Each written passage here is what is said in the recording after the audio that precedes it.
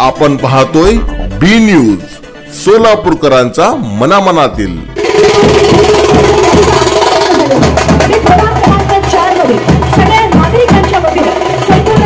प्रभाग क्रमांक 4 मधील नागरिकांच्या दीर्घकाळाच्या मागणीनुसार अखेर दुर्गंधीमुक्त परिसर आणि स्वच्छ पाण्याचे पिण्याचे पाणी या मूलभूत सोयी सुविधांच्या उन्नतीसाठी महत्त्वपूर्ण कामास सुरुवात झाली।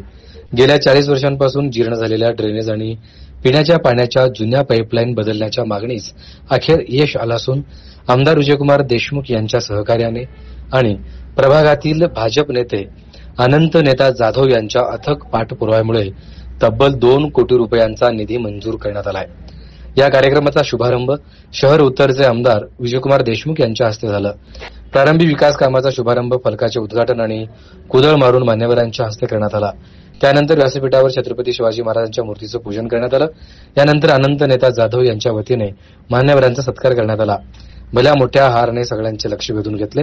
या कार्यक्रमाचं प्रास्ताविक करताना भाजप मी सगळ्या बहिणींना सांगू इच्छितो की राखी पौर्णिमेच्या दिवशी जेव्हा राखी बांधलं गेलं आपल्या सगळ्याच्या वतीनं, तेव्हा तुमचे सगळ्यांचं म्हणणं होतं की या भागातला विकास व्हायला पाहिजे, ड्रेनेज लाईन व्हायला पाहिजे आणि या भागातील जे काही कामं असतील, पिण्याच्या पाण्याचं पाईपलाईन असेल, या सगळ्याचं काम व्हायला पाहिजे। म्हणूनच तुम्हाला या राखीची बांधत असताना आमचं तेवढंच मागणी आहे आणि ते काम आपल्या या भागातील नगरसेवक व आमच्या नेते आनंद जाधव यांनी सगळ्यांनी आज पूर्ण केलं।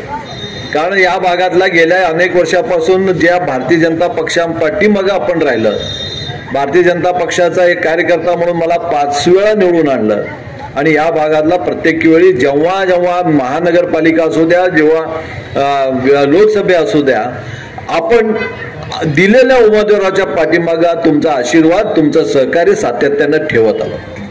या भागातील काम करण्याचं आमचंही कर्तव्य आहे। सातत्यानं या भागातील नगरसेवक, या भागातल्या सगळ्या प्रभाग क्रमांक 4 मध्ये जे काही कामं पडेल, आताच मगाशी सांगितलं अमोल बापूंनी की या भागामध्ये जास्तीत जास्त निधी आणण्यासाठी सातत्यानं जे काम निधी आणलं, बापू त्या निधी मागे या सगळ्या नगरसेवकांचा फार मोठा हिस्सा आहे।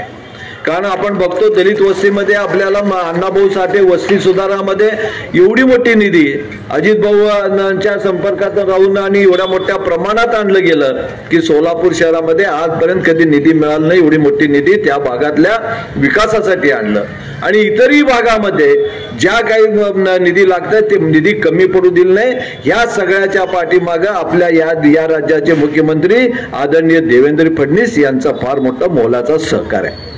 आमदार लोकांना 5 कोटी रुपये निधी आहे, महानगरपालिकेकडे निधी नसतो, त्यांच्याकडे परिस्थिती हालाकीची असते, पण तरीही या गावाचा, आपल्या मतदारसंघाचा विकास व्हावा, या भागातील कुठलंही काम अडलं तर आपल्याला निधी मिळावं, यासाठी आपले या राज्याचे मुख्यमंत्री देवेंद्रजी फडणवीस साहेबांनी जेव्हा आम्ही त्यांना विनंती केलं त्यावेळी त्यांनी कुठलीच निधी कमी पडू दिलं नाही। त्यांना आपल्याला भरघोस निधी दिला, म्हणूनच या भागातला विकास झाला। एवढंच नाही तर आपण बघतो की सध्याला आपल्याला पूर परिस्थिती आहे या राज्यामध्ये। आपण टीव्ही मध्ये बघतो, आपणही अनेक सोलापूर शहरामध्येही अनेक घरं आपल्या पाण्याखाली गेले होते। बिडी घरकुल असू द्या, वसंत विहार असू द्या, या भागातील शेकडो घरं पाण्याखाली गेलं। पण या पाण्याखाली गेलं तरी आपल्याला आपल्या या राज्याचे मुख्यमंत्री आणि देवेंद्रजी फडणवीस व उपमुख्यमंत्री अजितदादा व त्याचे उपमुख्यमंत्री आपले शिंदे साहेब या सगळ्यांनी मिळून आजपर्यंत इतिहासामध्ये कधी मिळालं नाही एवढं मोठ्या प्रमाणात 3200 कोटी रुपये त्यांनी या निधीची जाहीर केलं। आणि सर्वसामान्य माणसाला ज्यांच्या शेती या पाण्याखाली गेलं, त्यांच्या शेती वाहून गेले किंवा त्यांचे जनावर गेलं, त्यांचे घर गेलं, 32,000 कोटी आजपर्यंत या राज्यामध्ये कधीच कोणी निधी दिला नाही। तेवढा मोठ्या प्रमाणात निधी दिला। आजच आपल्या या सोलापूरचे पालकमंत्र्यांनी आज एक पत्रकार परिषद घेतलं आणि त्यामध्ये त्यांनी पूर्णपणे सविस्तर सांगितलं की आपल्या या सरकारने, या युती सरकारने, आपल्या महायुती सरकारने कुठल्या प्रकारे या सर्वसामान्य माणसाचं, या महाराष्ट्रातल्या जनतेचं हित लक्षात घेतो आणि जनतेच्या अडीनडीला जाऊन जातो आणि त्यांना आपल्याला माहिती आहे या राज्याचे, या देशाचे पंतप्रधान आदरणीय नरेंद्रजी मोदी साहेबांचाही फार मोठं लक्ष आपल्या सगळ्यावर असतंय. आपल्याला सर्वसामान्य माणसाला घर मिळावं म्हणून त्या घरासाठी त्यांनी ज्या निधी दिला आपल्याला, ती निधी आपण आपल्या मतदारसंघातल्या जवळपास 1300 घरं आपण या मतदारसंघामध्ये बांधू शकलं. सर्वसामान्य माणसाला ज्यांना घरं नव्हते त्यांना घरं मिळाले. आणि एवढंच नाही तर आपल्याला ज्या पिण्याचा, प्रत्येक घराला पिण्याचा पाणी मिळाला पाहिजे आणि प्रत्येकाला जगण्याचा हक्क आहे आणि त्यांना व्यवस्थित आरोग्याची सुविधा मिळाला पाहिजे. या सगळ्या गोष्टीचं आपल्या विचारात घेऊन आपल्या या देशातल्या लोकांना त्यांनी अनेक योजना आणल्या. आपल्याला माहित आहे या सगळ्या योजना आपण सगळ्यांना सर्वसामान्य गरिबापर्यंत पोहोचवण्याचा प्रयत्न भारतीय जनता पक्ष व युती सरकार मार्फत होत असतो आणि त्याचा लाभ त्यांना मिळण्याचा पण आम्ही सगळे कटिबद्ध आहोत.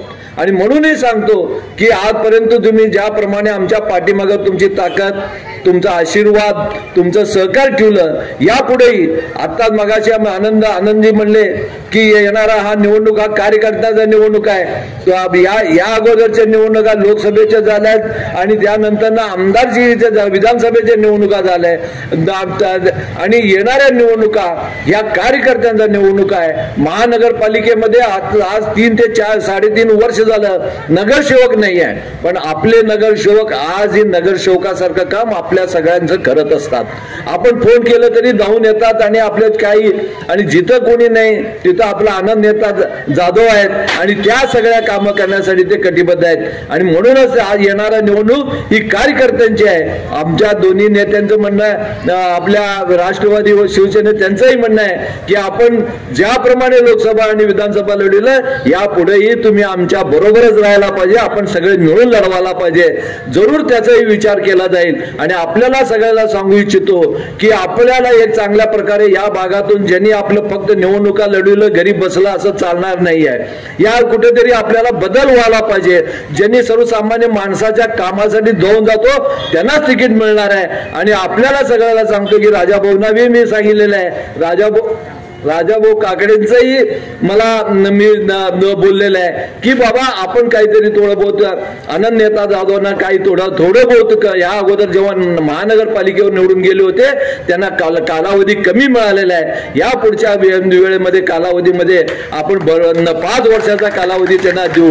पण आज मी सांगू शकत नाही की आता मी जाहीर करू शकत नाही की आनंद नेताला जाधवला तिकीट दिलं, पण जरूर काम करणाऱ्याच्या पाठीमागे राहणारे भारतीय जनता पक्ष आहे आणि कार्यकर्त्याच्या पाठीमागे बळ आणि ताकद देणारा हा पक्ष आणि कार्यकर्त्याच्या बरोबरच राहणार आहे. म्हणून तुम्हाला सगळ्याला सांगू इच्छितो की ज्याप्रमाणे तुम्ही आजपर्यंत आमच्या पाठीमागे राहिलं, तुमचा आशीर्वाद ठेवलं, असंच या आपल्या सगळ्या कार्यकर्त्यावर ठेवावं एवढं तुमच्या सगळ्या समोर प्रार्थना करतो. आणि माझे 2 शब्द संपवितो. आजच्या या 2 कोटी कामाचं उद्घाटन आपल्या सगळ्या युतीच्या नेत्यामध्ये सगळ्यांनी मिळून केलं आणि या कामाचं लवकरात लवकर काम 2 दिवसामध्ये चालू होतील आणि येणाऱ्या कालावधीमध्ये पुन्हा एकदा आपल्या कोणाच्या घरामध्ये पाणी येणार नाही याची दक्षता घेण्यात येईल.